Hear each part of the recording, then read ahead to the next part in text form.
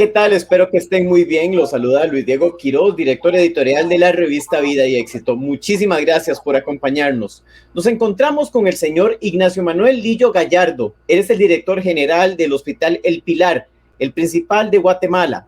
Y vamos a conversar con él sobre temas relacionados con este centro médico, con la salud y en especial con el tema del coronavirus, que desde hace varios meses nos tiene preocupados y muy ocupados. ¿Qué tal, don Ignacio? ¿Cómo le va? Hola Luis Diego, muy bien, muchas gracias por invitarme a participar en este espacio y por haber pensado en el Hospital El Pilar. Gracias a usted por aceptarnos la invitación, don Ignacio. Vamos a comenzar con las preguntas. Don Ignacio, usted dirige el Hospital El Pilar, que es el más importante en Guatemala, y eso es mucho decir al hablar del país más grande de América Central. ¿Cómo llegó a esa posición? Gracias de nuevo Luis Diego, y qué bueno que sea usted quien dice que somos el mejor hospital de Guatemala, porque si uno lo dice en lo personal, pues pudiera sonar un poco pretencioso. Llegué a Guatemala por una razón muy sencilla, y es el networking, que yo estudié en la Universidad de Navarra, que por cierto es un sitio estupendo para estudiar y donde muchos centroamericanos están yendo para formarse, y a través de un compañero de la universidad me contactaron porque estaban buscando un experto en la industria hospitalaria, y yo por aquel entonces estaba trabajando en México en una cadena hospitalaria, Hospitén, que es española, internacional, y un sitio donde me formé y adquirí una experiencia muy buena. Excelente, don Ignacio. La mayor parte de su carrera ha estado en departamentos financieros, ¿verdad? Pero ahora está pues en el área de la salud, y a pesar de que pues un hospital requiere todo el manejo financiero, ¿cómo se ha sentido en ese campo de ver ya también pues la salud, que a veces pues choca un poco con tema de finanzas? Sí, pues como le decía, en Hospitén estuve 6 años, y ahí donde formaba parte o dirigía el departamento financiero. Tiene que tener en cuenta, Luis Diego, que el departamento financiero es una estructura por la que pasa todo el hospital, es, por así decir, el corazón del hospital.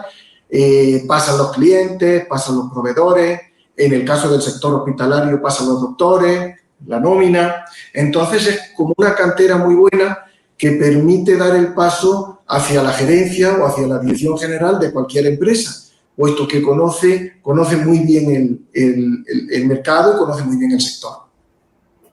Y con respecto a ya la parte de la salud, ese asunto que a veces los médicos, ahora yo creo que con ese tema del coronavirus lo hemos visto muchas veces, en donde hablan, yo siento que es una falsa rivalidad entre salud y economía, ¿verdad? Pero usted, que está en esas dos partes, nos puede hablar más seriamente sobre este tema. Pues esta pregunta me encanta, Luis Diego, porque soy español y he vivido toda la pandemia en Guatemala. Y la verdad que Guatemala, no sé por qué no se ha puesto todavía como ejemplo mundial, pero hace poco veía un informe en el que ha sido uno de los países a nivel mundial que menos ha afectado a la economía, en el que la economía se ha visto menos afectada por la pandemia, y donde ha habido menos muertes por 100.000 habitantes. Entonces, quiere decirse que Guatemala ha dado una lección desde sus $4.500 de renta per cápita a países que de 30.000 o $40.000 de renta per cápita, en el sentido de que ha puesto pues mucho sentido común, y no ha habido rivalidad entre la economía y entre la salud. Al contrario, esto era un ejercicio, se trataba de un ejercicio de hacer un equilibrio muy centrado en el sentido común, y Guatemala lo ha hecho fenomenal. Entonces yo me he sentido mucho más seguro aquí que en otros países, que nos llegan noticias tremendas. Yo sé que ese tema es muy profundo y no podemos hablarlo o resolverlo en una sola pregunta, pero ¿a qué cree usted que se debe eso? Que es una excelente noticia que Guatemala, siendo un país relativamente pobre, no le ha ido tan mal con esta pandemia como ha sucedido con las grandes naciones desarrolladas. Bueno, pues yo creo que el nivel preventivo que empezó Guatemala desde antes de que llegara el primer paciente, o el primer enfermo de COVID aquí al país, fue muy bueno. Por ejemplo, hemos visto que ha habido países, por ejemplo, Madrid, la Comunidad de Madrid lo ha hecho fenomenal ahora, ha inaugurado un hospital que es el Isabel Zendal, exclusivo del coronavirus, y esto Guatemala ya había hecho un hospital antes de que apareciera el primer paciente en el Parque de la Industria. Cuando otros países, como los Estados Unidos, estaban debatiendo si la mascarilla obligatoria o no obligatoria, aquí prácticamente desde el mes de marzo todos andábamos con mascarilla.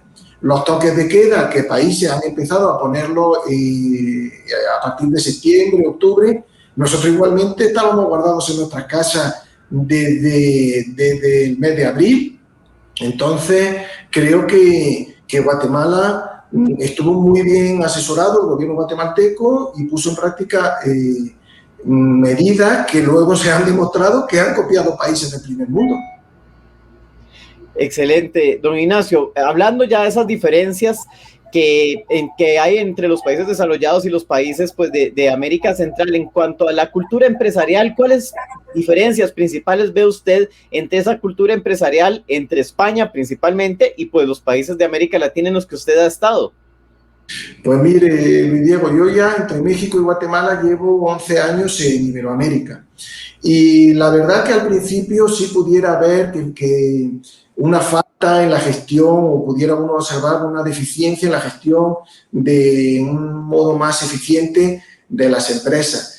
Pero en los últimos años yo estoy notando mucho flujo de centroamericanos que van a formarse a Europa, de europeos que vienen a trabajar aquí, y se está dando un intercambio de talento muy fuerte, de tal forma que Guatemala, bueno, Guatemala en concreto es una bomba de talento, una bomba de gente buena, y que antes de que nos demos cuenta, estos países van a ser ejemplo para Europa y para el resto del mundo, porque aunque viviendo en el presente parezca que no avanzamos, estamos avanzando a pasos gigantes, y ya le digo, mi mensaje es muy optimista, y más pronto que tarde el resto de países van a tener que mirar como a nosotros ahora miramos a otros. Como dijimos al inicio, Ignacio, el Hospital El Pilar es uno de los más importantes, si no es que el más importante de Guatemala. ¿Cómo ha logrado alcanzar ese excelente nivel? Bueno, cuando yo llegué hace 5 años, camino de 6, aquí a Guatemala, al Hospital El Pilar, me encontré con un hospital con un prestigio enorme dentro de la región. Lo que ocurre es que su construcción es de los años 80, que fue cuando se fundó. De hecho, el rey don Juan Carlos I fue quien puso la primera piedra, y ese hecho pues hacía que el hospital tuviera un área de quirófanos, un área de urgencia y un área de encamamiento. Por lo tanto, el hospital carecía de clínicas médicas que habían ido creciendo a lo largo de toda la ciudad o por toda la ciudad, y el paciente guatemalteco, pues por ejemplo, va a un edificio de clínica con su especialista, y ese especialista le mandará a otro lugar a que se haga su prueba de laboratorio o su prueba de rayos X, y el paciente tendrá que volver a las 2 semanas con el doctor a ese edificio de clínica. Lo que hemos hecho en el Hospital del Pilar ha sido uno de los ejes, y es poner especialistas en el hospital. Tan es así que hoy están pasando 30 especialidades consulta en el hospital, y el paciente que viene aquí a pasar consultas, si tiene que hacerse una tomografía, una resonancia magnética, un ultrasonido, se lo hace sobre la marcha, y se puede ir con un diagnóstico en su primera visita al doctor. Otro de los, digamos, de las carencias que vimos o observamos cuando llegamos como equipo de gerentes y con la junta directiva hace 6 años, fue el hecho de que enfermería tenía que mejorar. Había muy buenos médicos y hay muy buenos médicos en Guatemala, pero el cuerpo de enfermería era necesario que mejorara. Entonces llegamos a una alianza con la Universidad Rafael Landívar, una de las más prestigiosas del país, de origen jesuita, y nosotros le pagamos el 75% de la matrícula al estudiante y el estudiante paga el 25%. Tengo la buena noticia de que el año pasado terminaron los primeros 25 estudiantes, terminaron su carrera de enfermería, ya están trabajando en el hospital como enfermeros con su carrera terminada y están formándose ahora mismo otros 75 estudiantes. De tal manera que de aquí a 3 años pues tendremos prácticamente el 50 o el 60% de nuestro personal de enfermería muy, digamos, formado con su carrera, que era lo que nosotros veíamos que adolecía el país y el hospital. Y otro tercer eje, y ya con esto termino, ha sido la acreditación a nivel internacional, porque usted, Luis Diego o yo podemos decir que el hospital es el mejor y que lo hacemos muy bien y que somos los más guapos y todo lo que queramos. Pero no es lo mismo si viene un organismo internacional como el Canadian Healthcare Council, que acreditó al hospital, que es el único hospital acreditado internacionalmente en la región, y que ya no somos nosotros los que nos decimos, sino que es un ente que tiene acreditado a un montón de hospitales en Canadá y en la región. Don Ignacio, de acuerdo con su experiencia en general, ¿cómo podemos mejorar la gestión de la salud en América Central? Que si bien pues con el coronavirus no nos ha ido tan terrible como otras partes del mundo, sí le debemos mucho a la población en general. Sí, tampoco soy yo un experto en gestión sanitaria pública o quiero sentar cátedra con mis palabras.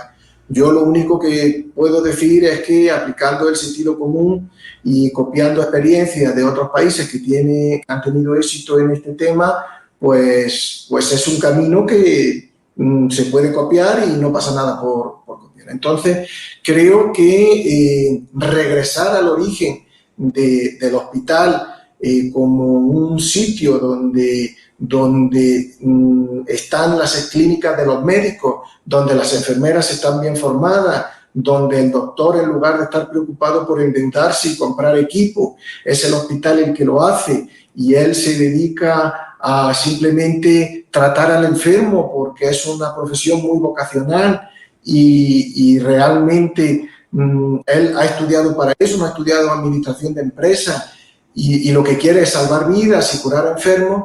Pues yo creo que regresando al origen de todo y volviendo a ser el hospital un centro de investigación, de estudio, creo que ese es el camino, en lugar de que esté todo tan desperdigado en clínicas, en edificios o en centros de atención primaria, que, digamos, hacen que la sanidad no esté tan concentrada en hub de talento como deberían de estar en un hospital.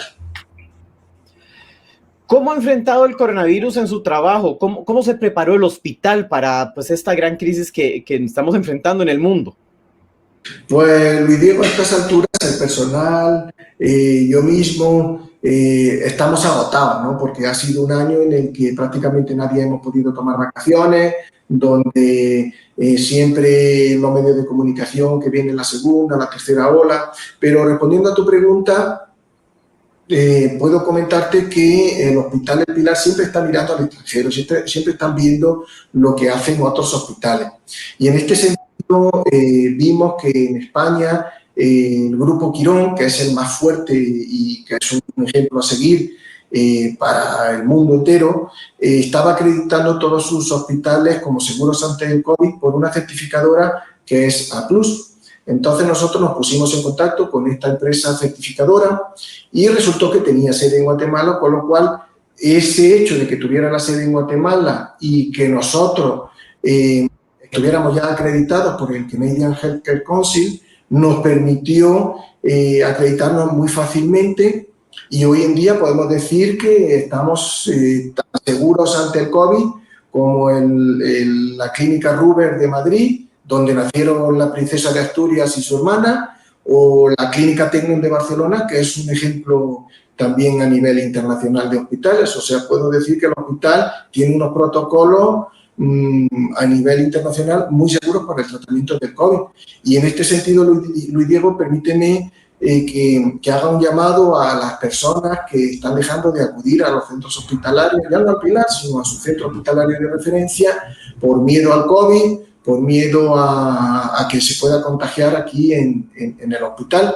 Desde que empezó la pandemia, nosotros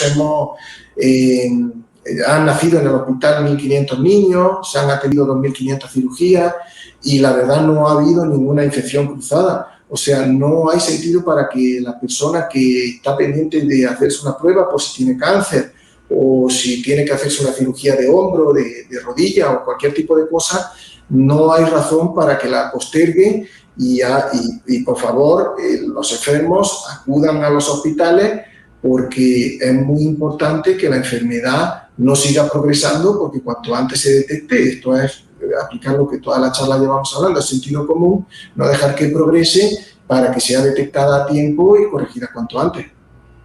Ese tema es muy importante, don Ignacio. Yo creo que les está dando en todo el mundo lo que usted está comentando, que mucha gente que tiene enfermedades crónicas o alguna otra dolencia no está yendo al hospital por temor a contagiarse de coronavirus.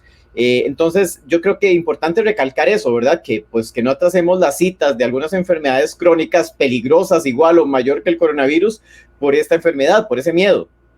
Sí, hemos notado, por ejemplo, que han bajado el número de infartos, que es posible porque la gente pues ha estado en sus casas, no ha tenido tanto estrés, pero estamos seguros de que han habido casos que tenían que haber venido al hospital y no han venido. Los pediatras nos están diciendo que los esquemas de vacunación de los niños no se están haciendo y el traumatólogo pues igual ha notado que la gente no se está operando de lo que deberían de operarse, la calidad de vida que están teniendo los pacientes pues es más baja de lo que debería de ser.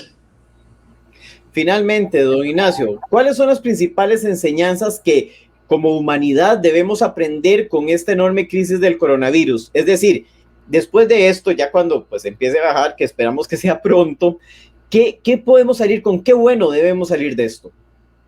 Hombre, yo tanto como humanidad no me atrevo yo a decir, de hablar en nombre de la humanidad, pero sí como industria hospitalaria, Luis Diego, hemos aprendido bastante. Y ahora uno llega a un hospital y se encuentra con la enfermera vestida hasta los ojos literalmente con el famoso EPI. Nos encontramos con barreras físicas de esclusas por donde tiene que pasar el paciente con una patología y por otros circuitos por donde tiene que pasar el paciente del COVID. Realmente en cuanto se caigan estas barreras, que como usted dice, tienen que caerse pronto, el hospital tiene que volver a acariciar al enfermo. Esa situación mística en la que el paciente llega a la consulta del enfermo y el enfermo se siente ocultado, se siente que el doctor le agarra la mano, la enfermera le atiende con una sonrisa. Tenemos que humanizar los hospitales. Nos habíamos centrado mucho en la tecnología, es buena, es cierto que hoy en día la sanidad, la ciencia ha avanzado tanto y la tecnología ha avanzado tanto que enfermedades que eran incurables hoy en día lo son, pero quizás habíamos perdido ese sentido humanístico que necesita tener un hospital.